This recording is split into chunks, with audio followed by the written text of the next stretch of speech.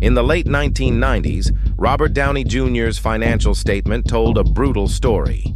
Here was an actor of generational talent, an Oscar nominee by age 27, now uninsurable in Hollywood.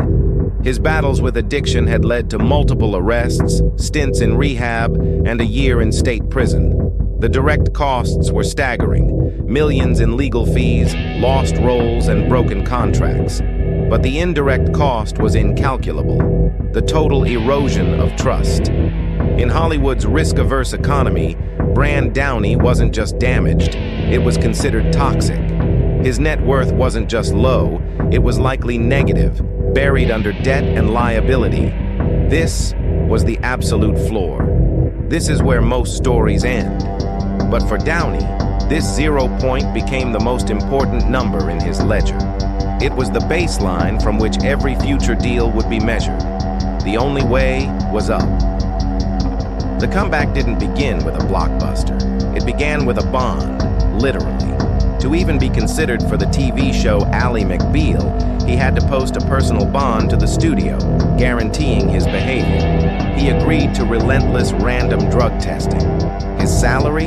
A modest $50,000 per episode. This wasn't a payday, it was a down payment on his future. He then took roles in small, gritty, independent films for scale wages. The strategy was clear.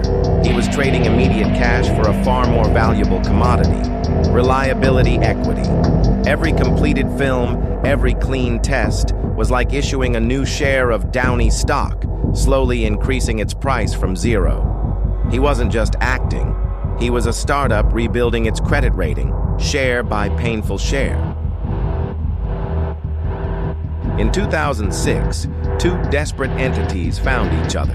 Marvel Studios, mortgaging its characters to finance its first independent film, Iron Man, and Robert Downey Jr., an actor with repaired credit but still a massive risk. The alignment was poetic. Both were underdogs. Both were betting everything on this one roll of the dice. But here's where Downey's financial acumen exploded. His team negotiated a deal that would become legendary: a base salary of just $500,000, a fraction of the $5 to $10 million a traditional star would command. The real money was in the back end, a significant percentage of the film's profits. Not just box office, but downstream revenue, home video, merchandising, everything. He wasn't selling his time, he was buying a stake in the potential upside. When Iron Man grossed $585 million, his share was in the tens of millions. But the true jackpot was The Avengers. For that film alone, reports indicate he earned $50 million. For Age of Ultron, another $40 million.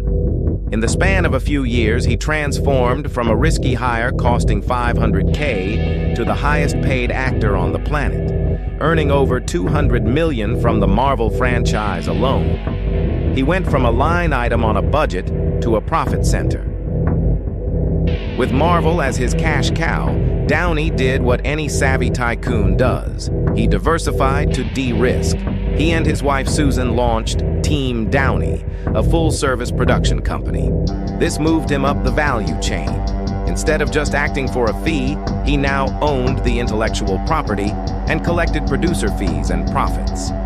The Sherlock Holmes films, which grossed over $1 billion worldwide, were Team Downey productions. He also commanded massive upfront fees again, $20 million or more for films like The Judge and Doolittle. Some were misses, but they were assets that paid cash.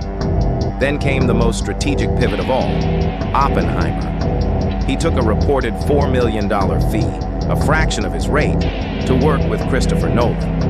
That investment paid off not in cash, but in the ultimate Hollywood currency: prestige and an Oscar. It was a genius brand recapitalization move, exchanging short-term profit for long-term artistic credibility. Today, Robert Downey Jr. has exited the day-to-day of acting for the boardroom. His focus is his Footprint Coalition, a venture fund that has deployed over $100 million into sustainability and advanced technology startups. He's an active angel investor in AI, climate tech, and wellness companies. This is the final masterful transition in his financial journey. He has moved from earning royalties to owning equity. He's no longer just Tony Stark. He's investing in the real-world equivalents of Stark Industries. His capital is now working for him 24/7 in industries that will define the next century. So, what is the net worth? Estimates place it around $300 million. But the number is almost irrelevant. The real value is in the blueprint. Robert Downey Jr.'s story teaches us that your lowest point isn't an end.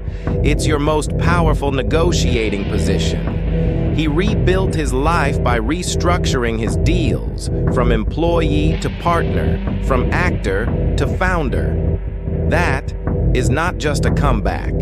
That's a financial masterclass for the ages. Thank you for watching. Subscribe and click on the bell icon for more such videos.